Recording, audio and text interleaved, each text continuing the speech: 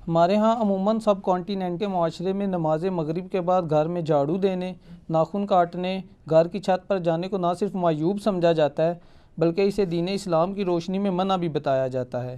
کیا واقعی اسلام میں ان اوقات میں کام کاج کرنا منع ہے؟ اگر ہاں تو پلیز اس کی حکمت بھی بتا دیں۔ پہلے تو کیٹاگوریکلی سن لیں کہ یہ ساری کی ساری ہندوانہ توہمات ہیں جو ہمارے معاشرے میں آ گئی ہیں۔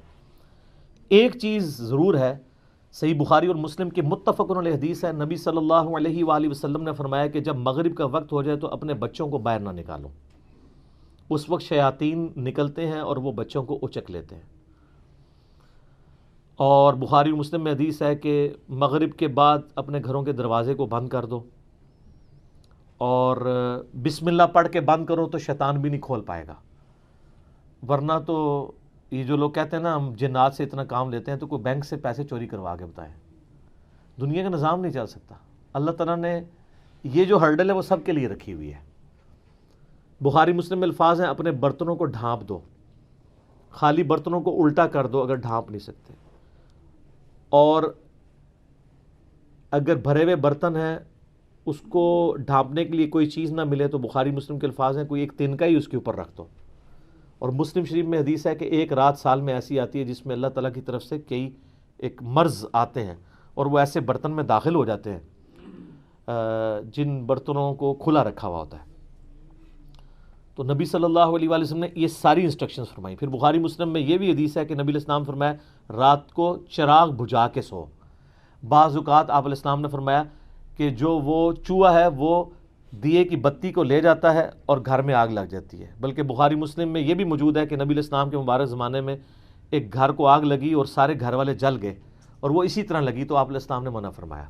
اور اس کو آپ آج کل کے اعتبار سے دیکھ لیں، یہ سوئی گیس کے ہیٹر یا اور بھی آگ والی کوئی بھی چیزیں رات کو بند کر کے سونا چاہیے۔ آئے دن ابھی تک واقعات ہو رہے ہیں کہ لوگ مرتے ہیں۔ لوڈ شیڈنگ ہوتی ہے، جب گیس آتی ہے تو آٹومیٹک ہیٹر تو آپ کو پتہ ہے 15-20 ہزار روپے کا ملتا ہے۔ ہمارے جو عام 2,500-3 ہزار والے ہیں ہیٹر، یہ تو جب گیس آئے گی تو دوبارہ چلنا شروع ہو جائیں گے، اور ظاہر ہے وہ پائلٹ بھی بجھ گیا ہوتا ہے۔ ایک ظلم تو یہ کر رہے ہیں نا، اتنی گیس لے جاتے ہیں کہ پائلٹ بھی نہیں چلتا۔ اگر پائلٹ جلتا رہے نا تو دوبارہ گیس آئے تو ہیٹر چل اٹھے۔ اسی طریقے سے آج کل آپ کو پتہ ہے وہ چونکہ پائلٹ جو کہ بھی گیس نہیں رہتی ہے تو وہ گیزر بھی رات کو بند ہو جاتے ہیں، ورنہ پہلے جو لوڈ شیڈنگ ہوا کرتی تھی نا اس میں پائلٹ بند نہیں ہوتا تھا، اتنی گیس ضرور رکھتے تھے تو رات کو جب صبح فجر کے وقت جب گیس واپس آتی تھی تو دوبارہ گیزر، اب تو روزانہ گیزر بھی آن کرنا پڑتا ہے۔ آٹومیٹک تو تھوڑے لوگ ہی افورڈ کر سکتے ہیں، اتنے مہنگے ہیں۔ تو یہ چیزیں ضرور ہیں۔ باقی یہ توہمات ہیں کہ جی گھر کی منڈیر پہ کوا بیٹھ جائے تو مہمان آ رہا ہے، کالی بلی راستہ کاٹ دے تو یہ کوئی نحوست ہے، شیشہ ٹوٹ جانے کو نحوست سمجھتے ہیں۔ اچھا کہتے ہیں جوتی پہ جوتی چڑھی ہو تو سفر لکھا ہے، تو میں اکثر کہتا ہوں میری جوتی پہ جوتی چڑھا دیں آپ روزانہ کے لیے، میں تو جاتا ہی نہیں ہوں کہیں۔ اس طرح سفر نہیں ہوتا، آٹومیٹکلی بھی کئی بار میری جوتی پہ جوتی چڑھی ہوتی ہے، میں تو مہینوں نہیں نکلتا ہوں، ضرورت ہی نہیں پڑتی۔ تو یہ ہیں ساری چیزیں جو توہمات سے تعلق رکھتی ہیں، اور نبی علیہ السلام نے ان چیزوں کو کنڈیم فرمایا۔ قرآن حکیم میں واضح آیت ہے، سورہ بنی اسرائیل میں 36 نمبر آیت، جو 10 کمانڈمنٹس آئی ہیں نا، 9th کمانڈ ہے وَلَا تَقْفُ مَا لَيْسَ لَكَ بِهِ عِلْمٌ إِنَّ السَّمْعَ وَالْبَصَرَ وَالْفُؤَادَ كُلُّ أُولَٰئِكَ كَانَ عَنْهُ مسؤولا۔ اے انسان کسی چیز کی پیروی اس وقت تک مت کر جب تک کہ تیرے پاس اس کے بارے میں ڈیفینیٹ علم نہ آ جائے۔ بے شک کان، آنکھیں اور عقل، دل یا دماغ کوئی بھی چیز، عقل، اس کے بارے میں تم سے پوچھا جائے گا۔ ان 3 چیزوں کو استعمال کر کے تم نے حق بات تک پہنچنے کی کوشش کیوں نہیں کی؟ اور یہ زلزلہ کیوں آتا ہے؟ اور یہ گائے نے ایک سینگ کے اوپر زمین اٹھا رکھی ہے، جب تھک جاتی ہے دوسرے پہ اٹھاتی ہے تو زلزلہ آ جاتا ہے۔ اب یہ توہمات ہیں، وہ کتنی بڑی گائے ہے، کدھر ہے، سب جھوٹ ہے۔ اسلام ان چیزوں کو نہیں مانتا، یا سائنس پروف کر دے مانیں گے۔ ایکوائرڈ نالج بھی ڈیفینیٹ ہے، ریویلڈ نالج بھی ڈیفینیٹ ہے، لیکن ایکوائرڈ نالج وہ جو یعنی سرٹیفائیڈ ہو تجربات سے۔ مثلا یہ چیز بالکل اسٹیبلش ہے کہ پیٹرول سے آگ بھڑکتی ہے، کبھی ایسا نہیں ہوا کہ آگ کے اوپر پیٹرول پھینکا جائے تو پانی کی طرح اس کو بجھا دے، تو یہ بالکل definite physical phenomena of nature ہے۔ یہ قرآن و سنت کی طرح حجت ہے، اتنا حجت ہے کہ آپ دیکھیں حضرت ابراہیم علیہ السلام نے نمرود کو جس دلیل پہ خاموش کروایا تھا وہ ہے ہی یہی تھی کہ میرا رب وہ ہے جو مشرق سے سورج نکالتا ہے، اگر تو رب ہے تو مغرب سے نکال کے بتا، تو ہکا بکا رہ گیا تھا کافر.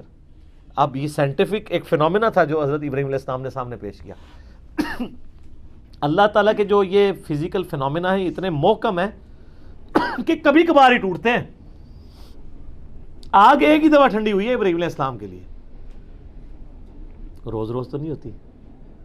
کعبے کو بھی اللہ تعالیٰ نے ابرا کے لشکر سے ایک ہی دفعہ بچایا ہے. اس کے بعد تو یزید کے دور میں خانہ کعبہ کے اوپر چڑھائی ہوئی ہے اور غلاف کعبہ کا کچھ حصہ جل گیا. اس کے بعد پھر حجاج بن یوسف کی چڑھائی کے دوران خانہ کعبہ کی دیواریں منہدم ہو گئیں، کچھ نہیں ہوا. واقعہ حرہ میں مدینہ شریف کی حرمت پر مال ہوئی. دنیا بقدر ایفرٹ ہے. آپ لاکھ کہتے ہیں بزرگوں نے دنیا کا نظام سنبھالا ہوا ہے، کوئی فرق نہیں پڑتا. یہ چیزیں بقدر ایفرٹ چل رہی ہوتی ہیں. باقی یہ جتنے توہمات ہیں کہ شام کے وقت جناب وہ آپ جھاڑو نہیں دے سکتے، بھئی کیوں نہیں دے سکتے؟ کامن ہے. ناخن نہیں کاٹ سکتے. اور میں نے تو گھروں میں لڑائیاں ہوتی دیکھی ہیں اس بات کے اوپر. خاوند بیویوں کو ڈانٹ رہے ہیں، مائیں بچوں کو ڈانٹ رہی ہیں رات کے وقت کو ناخن کاٹ لے، اور ان سے یہ پوچھیں کہاں لکھا ہوا ہے تو نہ ان کو پتا نہ ان کو بتانے والوں کو پتا. سارے سنا کے سنی ٹنی پڑھ پڑھا کے سنی بنو. اسلام میں کوئی ایسی چیز نہیں ہے کہ آپ اس کی بنیاد کے اوپر لوگوں کو مصیبت میں ڈال دیں. جو چیزیں منع کرنے والی تھی وہ کر دی گئی ہیں. وہ میں نے آپ کو بتا دیا کہ رات کے وقت بچوں کا نہیں نکالنا آپ نے، مغرب کے وقت وہ ساری چیزیں اپنی جگہ موجود ہیں. اچھا ہوتی کوئی یعنی 10 چیز موجود ہے، اس کے ساتھ صفر لگا کے اس کو 100 کر دیتے ہیں، کوئی اور صفر لگا کے 1000 کر دیتا ہے. اس طریقے سے بڑھاتے چلے جاتے ہیں، غلوف کرتے جاتے ہیں. حقیقت میں وہ چیز بڑی تھوڑی ہوتی ہے. اس طریقے سے دین میں خود ایگزیجریشن کرنا، لڑائی جھگڑے کرنا. بھائی صفائی تو نصف ایمان ہے. صحیح مسلم میں 534 نمبر حدیث ہے، صفائی نصف ایمان ہے. وہ صفائی کے لیے کوئی ٹائمنگ نہیں بتائے گی، جس وقت مرضی آپ کریں صفائی. اچھا جن چیزوں میں ٹائمنگ بتائی تھی اس میں کوئی فالو نہیں کرتا. سورہ نور اٹھا کے دیکھیں، اللہ تعالیٰ نے 3 اوقات میں کسی کے گھر جانے سے منع فرمایا. ارلی ان دا مارننگ، دوپہر کے وقت اور رات کے وقت. تو مجھے تو بڑا غصہ آتا ہے ایسے لوگوں پہ جو عشاء کے بعد جو ہے وہ مہمان بن کے تو منہ اٹھا کے آ جاتے ہیں. تو میں تو بالکل اسٹریٹ فارورڈ ہوں. میں دروازے پہ آ کہتا ہوں نہیں میرا ٹائم نہیں جی، انشاءاللہ پھر ملیں گے. اس کو لوگ بد اخلاقی سمجھتے ہیں، حالانکہ یہ عین اخلاق ہے، یہ میرا حق ہے.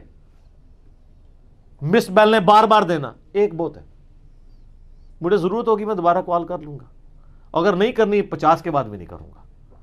آپ کو کسی نے حق نہیں دیا کہ آپ میری زندگی میں انٹرفیئر کریں. بخاری مسلم میں حدیث ہے، نبی علیہ السلام فرمایا اگر کوئی کسی کے گھر میں جھانک رہے نا اور وہ آگے سے نیزہ مار کے اس کی آنکھ بھی نکال دینا، اس پہ کوئی قدغن نہیں ہے. آپ اسے بد اخلاقی سمجھیں گے کہ یار وہ جھانکنے سے کیا ہو گیا تھا، آنکھ نکال دی. بھئی اسلام تو یہی کہتا ہے، سختی ہے. خود نبی علیہ السلام نے ایک صحابی کو یہ کہہ دیا تھا کہ اگر میں جان رہا ہوتا تو میں تیرے ساتھ کر دیتا.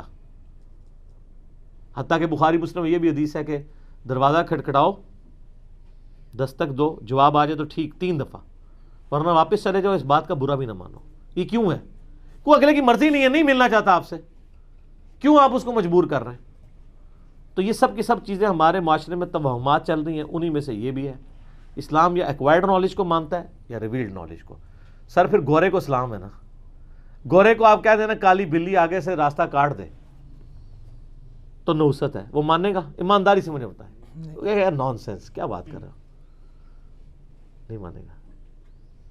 آپ کے اعتقادات جو ہیں وہ گوروں سے بھی گئے گزرے ہیں. اور کر کے دیکھ لیں آپ، یہ جو آسٹریلیا کی ٹیم آپ کے ساتھ کر رہی ہے، ان کے آگے کہ کالی بلی پھینکے پھر تو انہوں 3 سینچری مارے گا وارنا. کچھ بھی نہیں ہونا. دنیا بقدر ایفرٹ ہے، اس طرح سے کچھ بھی نہیں ہونا. ساری کی ساری چیزیں توہمات ہیں.